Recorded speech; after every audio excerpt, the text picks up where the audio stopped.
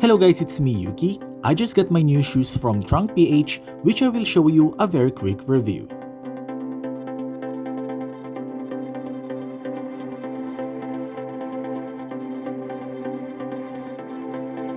As you can see, there's nothing fancy with the box, just a plain one. By the way, Lacoste also have an official Shopee account link that I put in the description and comment section.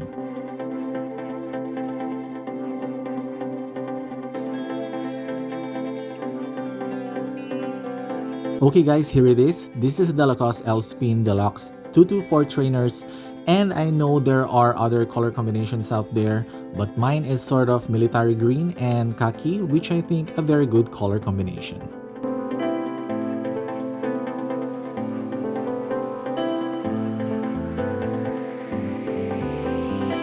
Alright, one of the distinct features of this is the outer sole, which has multiple triangle shaped grooves with sort of spikes or spine that I think really looks cool. Although I think this will make it a bit slippery in smooth surfaces like tiles or mossy area, so just be careful guys dahil baka madulas kayo.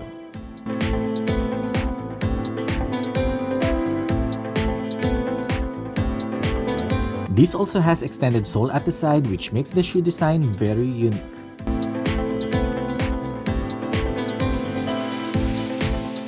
There's also another extended outer sole part at the back, which again makes it unique, and it complements with the Lacoste X logo as well.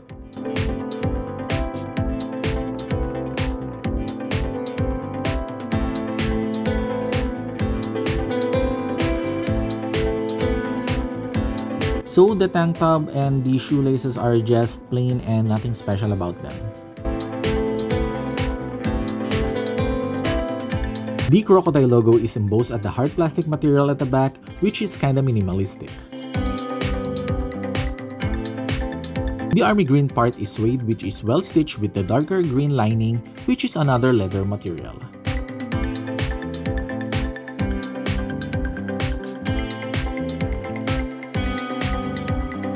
The khaki or off-white part is made from nylon or synthetic fabric that I think is good since this is breathable material.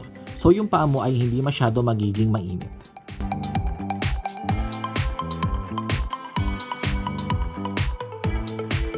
So there's another leather design at the back, which is nice and minimalistic as well. Now as we check the insole that they call Ortholite, this is just plain and no fancy design.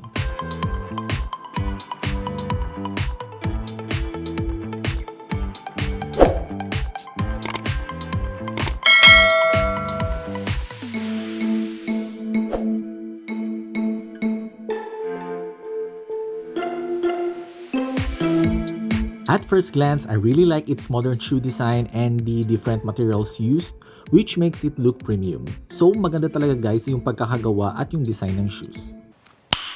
Nice. Okay, let me just check some other details with the Ortholite insole.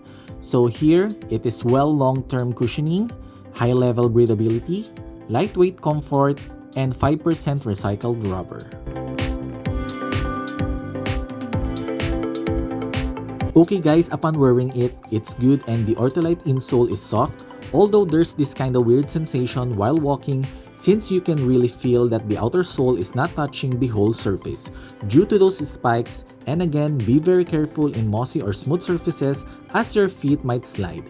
So ingat lang guys sa mga malulumot at tiled na sahig. I also included the link in the description for this anti-crease protector in case you would like to buy for your sneakers. Once again, this is Yuki. Thank you so much for watching this video. Please subscribe to my channel for more review videos. Maraming salamat ulit guys.